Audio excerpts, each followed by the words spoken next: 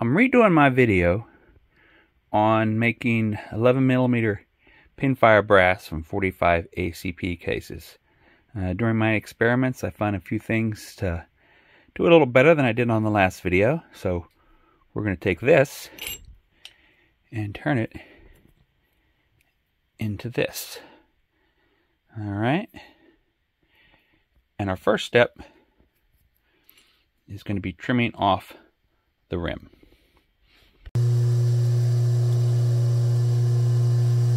As I was saying, step one is to remove the rim. Now on my first couple attempts, I left a lot more of the back of the case than is required, and it made it difficult to get the pin to line up with the percussion cap. So now I'm going to take this down to just where the taper starts at the back of the case. And that gives me enough to get everything lined up where it should be.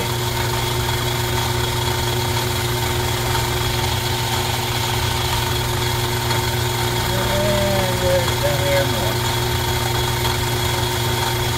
There we go. Right at the very end.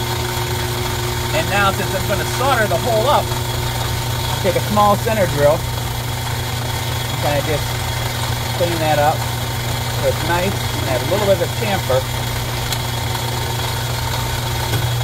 for the solder to take in. Let's see if I can get you a close picture of that.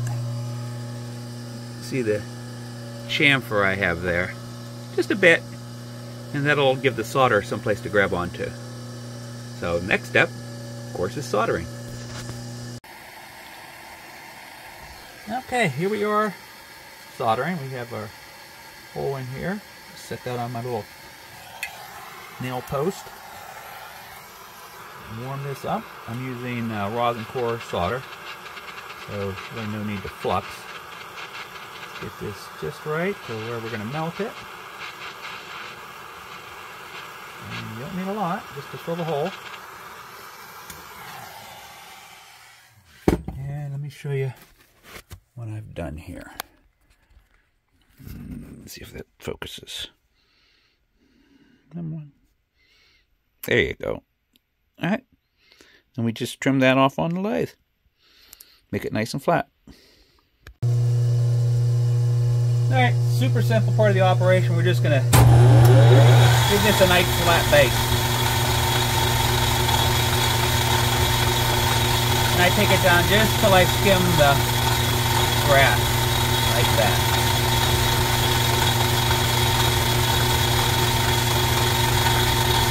That's it. That's it for this operation. Alright, here we have our case, nicely trimmed. And you can see how the flash hole is filled in. What we have to do now is drill that so that will pass through and end up looking like that. How do we do that? Mark it and drill it. The distance from the base of the case to the hole kind of depends on your revolver. So I'm not going to give you exact dimensions, kind of measure your own out. Just make sure it fits in a cylinder and will rotate through and the pin doesn't catch the cylinder. So stand by while I drill this.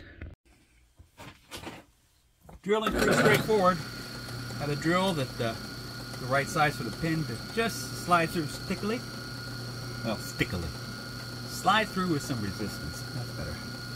And we just line everything up and poke our hole. I did center punch this, so it should drill nice. It's going to get everything lined up.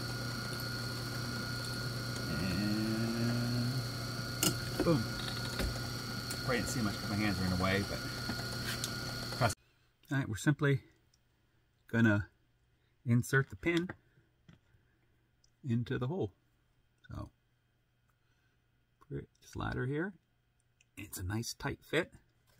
So you squeeze it down. Still no primer in it yet. You squeeze that into there Get it lined up straight. Give it a good squeeze. Yeah, sometimes it's a nice tight fit. I'm gonna get in here, twist it a bit, and stay in camera. It's difficult to stay in camera and do this. We try it one more time. There we go. Now it's lining up. And give it a squeeze. There we go. See how it's in there. So next we got to put our primer in, and for that we pull the sack out a little bit, enough so I can fit the primer in. And I'm not going to glue it right now because I haven't mixed any glue up, but quite simply, percussion cap sits in here. Get your tweezers out, line it up in here just so it's sitting flat. All right, so it's sitting like that, and then slowly squeeze this in till it's sitting up against the primer. You might want to jiggle the primer a little bit to get it perfectly flat. There you go. Make sure it's pressed all the way in. Not too hard, because it'll go boom. There we go. And they're nice and tight. Now that's normally a little bit of a drop of epoxy on the base of that percussion cap, but I didn't do it to these. But what you get is this. These are my ones that have been all glued up. So our next step is powder and bullet. Alright, the simplest part is the most like any reloading we're going to do here. I'm going to load up 17 grains of Powered XP into the case. Measure it here, level it off, and into the case. A little tap, sort things out. A piece of cardboard over top of the powder. So we press that down. And then my bullet, it's a swage bullet I used that I made the swage for.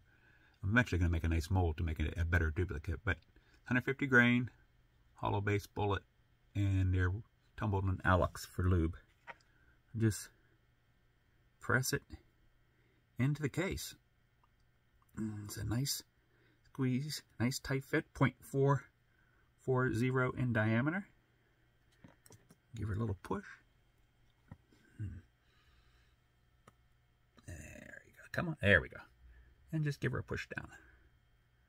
And again, you can do it in a press, but open that up and squeeze. Nice and tight. So it's a nice compressed powder load.